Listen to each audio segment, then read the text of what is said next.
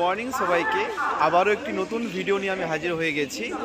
আজকের ভিডিও আমার সার থেকে বুঝতে পেরেছো, একদম শীতকাল সকালে আমি হাওড়া নয়, শিয়ালদা নয়, আমি কাটোয়া থেকে আজকে আমাদের যাত্রা শুরু হচ্ছে মায়াপুর, যেখানে আমরা নবদ্বীপ ধাম হয়ে কিন্তু আমরা মায়াপুরে যাব। তো চলুন আমরা মালদা হাওড়া ট্রেন হয়ে আমরা নবদ্বীপ ধাম যাব। তো চলুন আজকে ভিডিওটি শুরু করছি।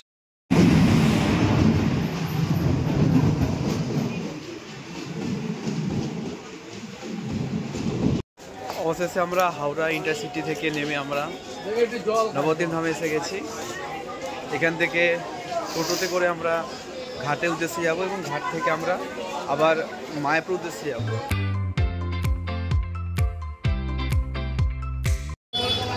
আমরা নবদ্বীপ ধাম স্টেশন থেকে টোটোতে করে এসে আমরা এবার ঘাট পারাপার হব, আবারও সেই মায়াপুর। জনপ্রতি 10 টাকা। এখন ঘাট পেরানোর জন্য টিকিটের ভাড়া 10 টাকা। জলঙ্গি নদী আর একবার মায়াপুর যাইবার পথ।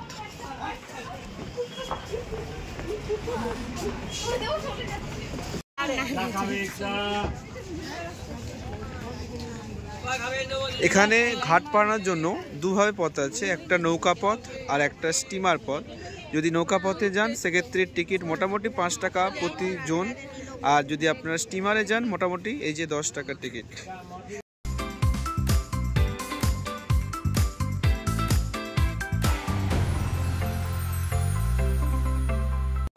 তো আমি অলরেডি বেরিয়ে পড়েছি। এবার লঞ্চ থেকে বেরিয়ে এখান থেকে মায়াপুর যাওয়ার জন্য আপনারা টোটোতে করে যেতে পারেন বা আপনারা হেঁটেও যেতে পারেন। তো আমরা যদিও 11:20 বেজে গেছে, তাই গদা ভবনে কিন্তু 12টা পর্যন্ত বেশি কিন্তু বেজে গেলে কিন্তু তার টিকিট পাওয়া যায় না, তাই আমরা কিন্তু টোটোতেই যাব। ঘাট পেরিয়ে আপনারা টোটোতে করে যেতে পারবেন মায়াপুর, বা আপনারা হেঁটেও যেতে পারবেন। ফাইনালি ডিসেম্বরের শুরুতে আমরা আবারও মায়াপুর এসে গেছি। এখনও চন্দ্রোদয় মন্দির এখনও তৈরি হচ্ছে এবং সেই গদা ভবনে প্রসাদ 80 টাকা, লাঞ্চ এবং ডিনার আছে 50 টাকা, এবং সেই অখণ্ড ভজন।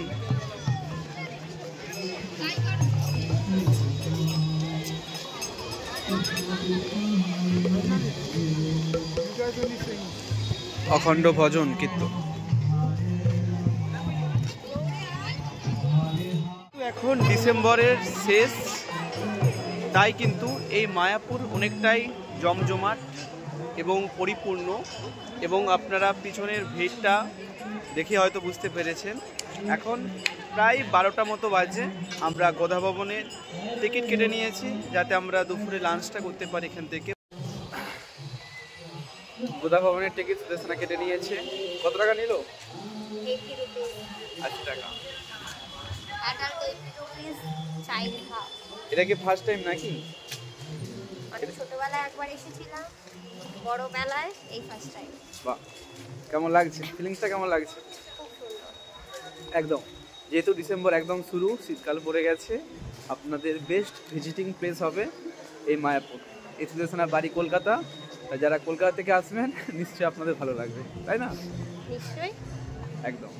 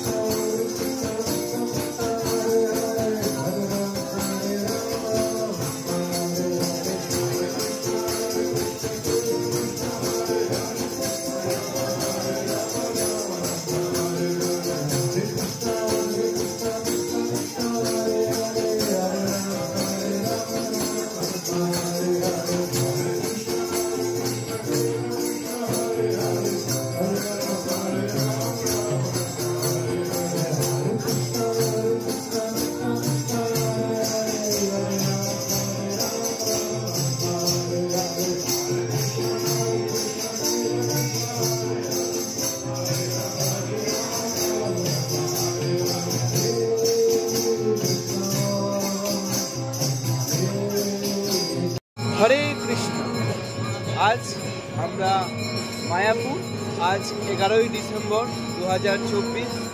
আজ আমরা মায়াপুর দর্শন এসেছি, ভগবান শ্রীকৃষ্ণের দর্শন এসেছি। এবং এই মায়াপুর দর্শন আজকে আমাদের জন্য লাকি, কারণ আজকে কিন্তু এখানে একটা বড় উদযাপন চলছে এবং আশেপাশে দোকানে অনেক কিন্তু জিনিসপত্র রয়েছে, আপনারা কিনে বাড়ি নিতে পারবেন। আমি যখন আজ থেকে প্রায় 8 মাস আগে এসেছিলাম, তখন থেকে কিন্তু এখন অনেকটা মায়াপুর চেঞ্জ হয়ে গেছে। ঘড়ির কাঁটায় এখন 12টা 51 বাজে, আর আমরা কাছে থেকে একটা ভগবত গীতা একটা বই কিনেছি, যেটা সুদেশনা গিফট করেছে আমাকে, তাই না? শুধু তোমাকে নয়, তোমাকে, সচিনকে আর রানা স্যারকে, এবং মানে আমাদের স্যারেদের গিফট করেছে। এবং পিছনে সেই চন্দ্রোদয় মন্দির। আর এখানে আপনারা জানেন যে মায়াপুরে বেশিরভাগই রাশিয়ান বা অন্যান্য কান্ট্রি থেকে আসা লোক। আপনাদের দেখে খুবই ভালো লাগবে, মনে হবেন যেন আপনারা এশিয়ার নয়, ভারতের নয়, যেন কোনো ইউরোপিয়ান কান্ট্রিতে আপনারা বসে আছেন। তো সেভাবে ফিল আসছে না, আমাদের একদম মনে হচ্ছে না ফরেন কান্ট্রিতে আমি বসে রয়েছি, কারণ চারিদিকে সমস্ত বেশিরভাগই ফরেনার, গাছের নিচে, খুবই ভালো লাগছে। তাই যারা এই ডিসেম্বরের শুরুতে বা ডিসেম্বর শেষে বা জানুয়ারির শুরুতে যারা মায়াপুর আসতে চাইছেন, অবশ্যই আপনারা চলে আসুন এই কৃষ্ণ ভাবামৃত মায়াপুরে।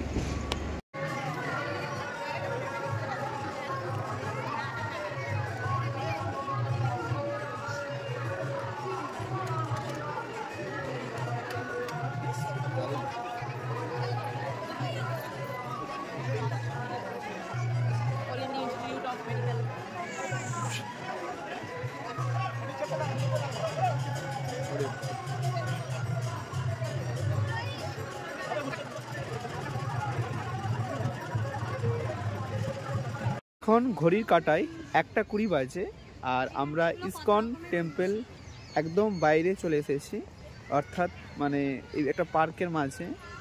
পেছনে ইসকন টেম্পল এবং তার পেছনে গার্ডেন টাইপের করা রয়েছে, যেটা কিন্তু পর্যটক বা এখানে যারা দর্শনার্থীদের অনেকটাই শীতকালের সময়ে তাদের বিশ্রামের জায়গা হয়ে উঠেছে।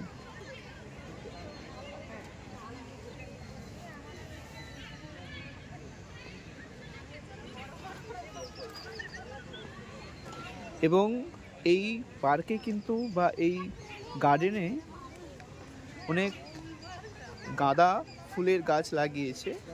এখনও যদিও গাঁদা ফুলগুলো ফুল ফোটেনি, বাট জানুয়ারির শুরুতে বা ফেব্রুয়ারিতে কিন্তু গাঁদা ফুলগুলো অনেকটাই ফুলে ভরে যাবে।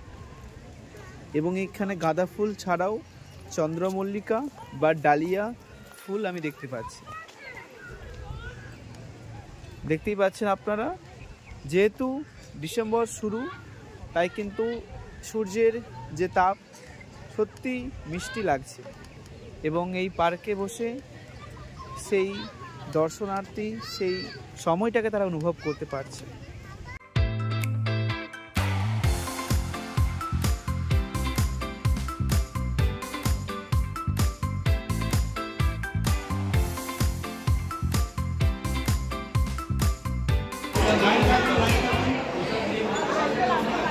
চলুন আমি একটু আপনাদের মায়াপুরের প্রসাদে একটু বলে দিই।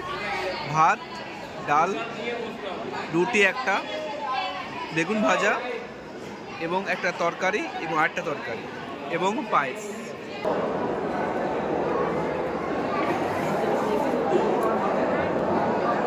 আমরা এই পার্কে কিছুটা বিশ্রাম নিয়ে গোশালা যাব এবং সেখানে এবং আশেপাশে কিছু কেনাকাটা করে, যখন এখানে সম্ভবত 6টার পরে আরতি শুরু হয়, তো আরতি দেখে কিন্তু আমরা বাড়ি যাব। তো এখন প্রায় ঘড়ি কাটতে 3টে মতো বাজে।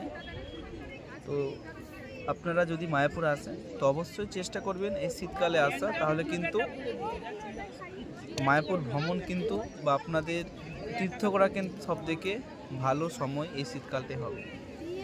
যে বসে আছে, কি ভাবছেন এত? কি ভাবছেন সুদেশনা এত? ভাবছি যে কখন আমি একটা সিগারেটে টান দিতে পারবো। সিগারেট দেখছেন, সিগারেট খোর, পাক্কা সিগারেট খোর। কি করা যায়? বাট আমার দুটো আঙুল ফাঁক হবে না কখনোই। তো মন্দির থেকে কিছুটা বেরিয়ে আমরা গোশালার উদ্দেশ্যে যাচ্ছি। এরকম ধরনের তোমরা টোটো পেয়ে যাবে, যেটা তোমাদের কিছু মিনিটের মধ্যেই গোশালা পৌঁছে দেবে। একদম তাই, গরুর গাড়ি থেকেও তোমরা কিন্তু গোশালা যেতে পারো, সেটা আবার ব্যাক করেও নিয়ে আসে। এবং গোশালা যাওয়ার যে রাস্তাটা আমি একবার দেখিয়ে দিই, খুব সুন্দর মাধুর্য রাস্তা রয়েছে। এবং অনেকে কিন্তু হেঁটেও কিন্তু গোশালার দিকে যাচ্ছে। একদম তাই, হেঁটে কিন্তু বেশি আসছে। কাকা তোমার বাড়ি কোথায় আছে? বাড়ি কোথায়? আমার বাড়ি কেমন লাগছে এখানে? সুন্দর লাগছে নাকি? কদিনের প্ল্যান আছে? আমরা শুক্রবার বাড়ি যাবো। শুক্রবার? আজকে কি বার আছে? থাকছেন কোথায়? এই কথা ভবনে? ওখানে একদম 4 নম্বর গেটের ওখানে। 4 নম্বর গেট। কত করে ভাড়া নিচ্ছে? ও সেই দরমার ঘর তো। ও, তাও কত করে নিচ্ছে? 300 টাকা করে পার ডে। চলুন আমরা পৌঁছে গেছি গোশালা।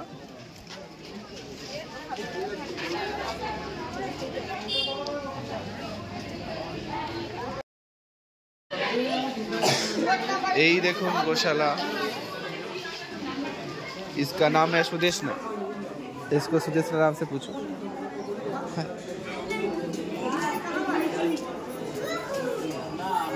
এগুলো একটাও গরু নয়, একটাও গরু নয়।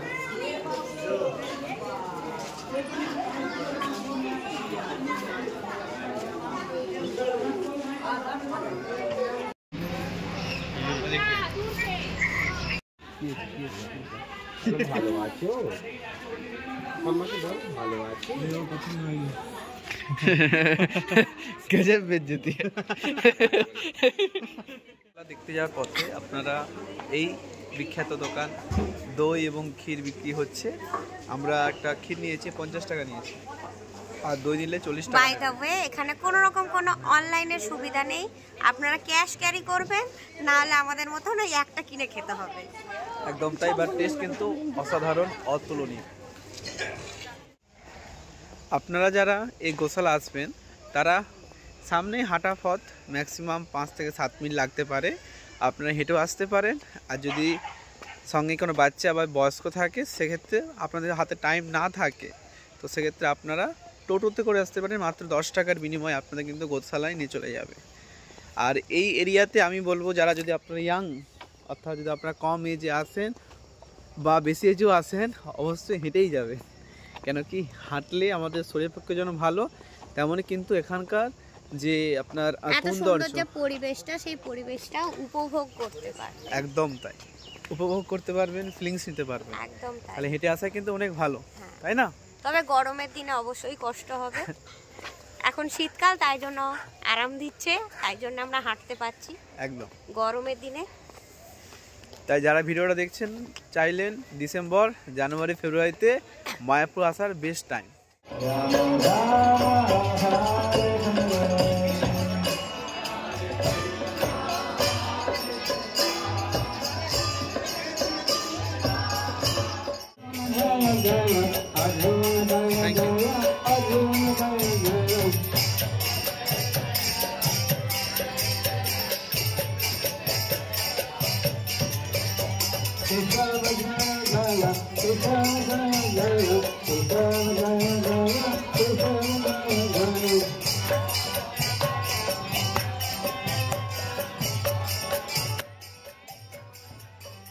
বাই বাই মায়াপুর, হয়তো আবার একদিন আসা হবে। নেক্সট উইক একদম।